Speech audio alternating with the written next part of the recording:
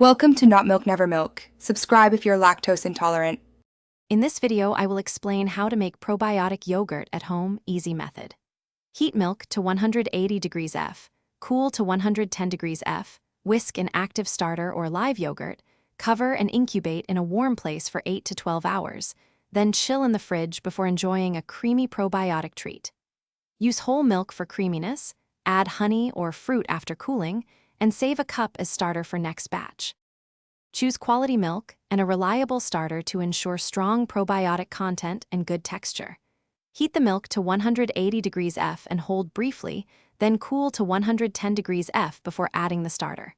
Stir gently to combine, avoiding vigorous whisking that can introduce air. Transfer to clean jars or a yogurt maker, cover, and maintain steady warmth for 8 to 12 hours.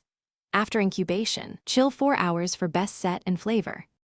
If you're finding this helpful, please subscribe and like so I can keep sharing easy kitchen projects.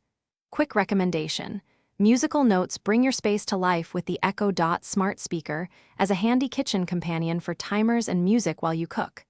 Check the description for the product link and other deals to support the channel and find savings. Thanks for watching. Now let's get back to the video. Keep the incubation environment consistent and warm for reliable probiotic activity and texture. You can use a yogurt maker, oven with light on, or insulated cooler with a warm water bottle to hold about 110 degrees F. Incubate 8 to 12 hours depending on how tangy you like it, then refrigerate to slow fermentation and let flavors settle. Label jars with date and strain, and reserve a cup of fresh yogurt as starter for your next batch. Thanks for watching. If this was helpful, leave a like and consider subscribing. See you next time.